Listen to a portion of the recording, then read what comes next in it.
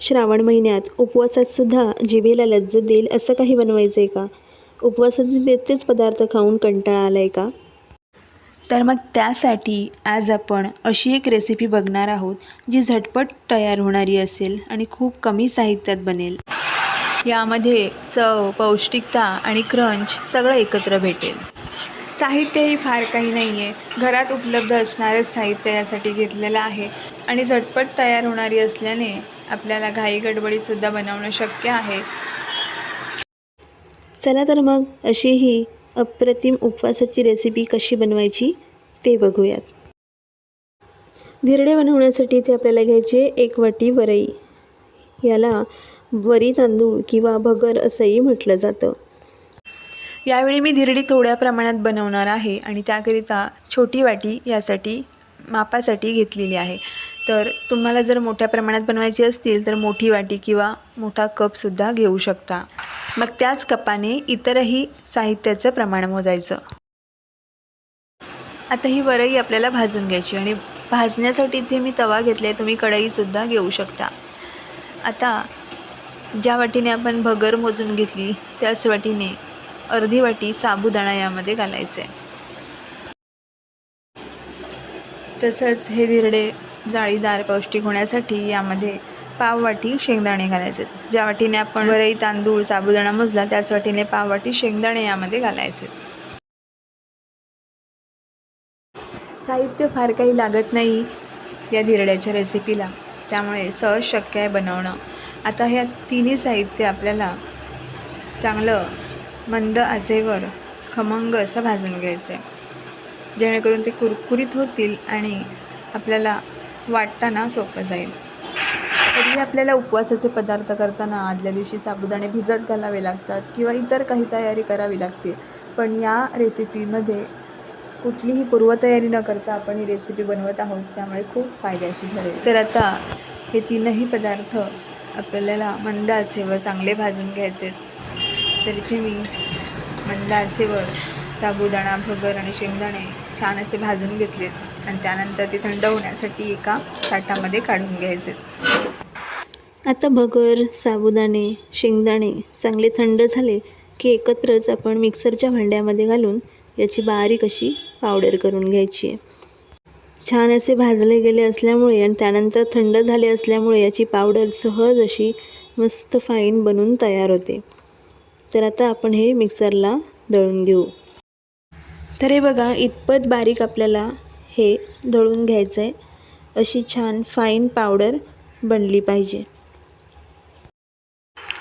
ही powder आपण उपवासासाठीचं premix म्हणून बनवून ठेवू शकतो आणि जेव्हा गरज लागेल तेव्हा याचे आपण धिरडे किंवा दुसरे इतरही पदार्थ बनवू शकतो. आता हे सगळं पीठ मी धिरड्यासाठी यावेळी घेणार नाही आहे. यातील अर्धच पीठ मी धिरड्यासाठी घेणार आहे आणि अर्ध मी काढून ठेवणार आहे. तरी बघा, अर्ध पीठ मी या इथे मिक्सरच्या भांड्यामध्ये ठेवलेलं आहे आणि त्यामध्ये मी आता 1 हिरवी मिरची घालून घेणार आहे. आता तिखटाचं प्रमाण तुम्ही तुमच्या आवडीप्रमाणे कमी जास्त करू शकता. मिरची घालून घेतल्यानंतर यामध्ये धिरडी आपली मऊसूत होण्यासाठी थोडंसं म्हणजे अगदी पाव वाटी इतकं दही घालणार आहे. दही हे ताजं असावं. आता मिरची आणि दही घालून घेतल्यानंतर आपण पुन्हा हे मिक्सरमधून फिरून घेणार आहोत. तर हे बघा, पाणी न घालता इथे मी हे मिश्रण असंच फिरून घेतलं कोरडं. आता यामध्ये आपल्याला पाणी घालायचं. तर यामध्ये थोडं थोडं पाणी घालून आपल्याला याची पेस्ट किंवा बॅटर बनवून घ्यायचं आहे. तर सुरुवातीला पाव वाटी इतकं पाणी मी यामध्ये घालत आहे. ज्या वाटीतून आपण दही घेतलं त्याचमध्ये मी पाणी घालून घेतलं आणि यामध्ये मी घातलेलं आहे. आता पाण्याचा अंदाज घेतच आपल्याला हे मिश्रण वाटून घ्यायचं आहे, नाहीतर मिश्रण पातळ होऊ शकतं. तर पाव वाटी पाणी घालून घेतल्यानंतर पुन्हा पाव वाटी यामध्ये मी पाणी घातलेलं आणि असं करत करत साधारण 1 वाटी पाणी मी यामध्ये घालून घेतलेलं आहे. आता अगदी परफेक्ट कन्सिस्टन्सी आलेली आहे, तुम्ही बघू शकता. इतपत आपल्याला धिरड्याच्या पिठाची कन्सिस्टन्सी पाहिजे.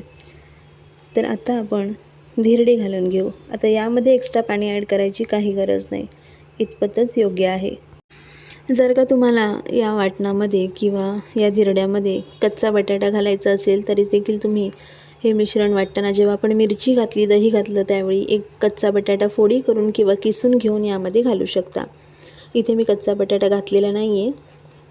तर आता आपण धिरडी काढायला घेऊ.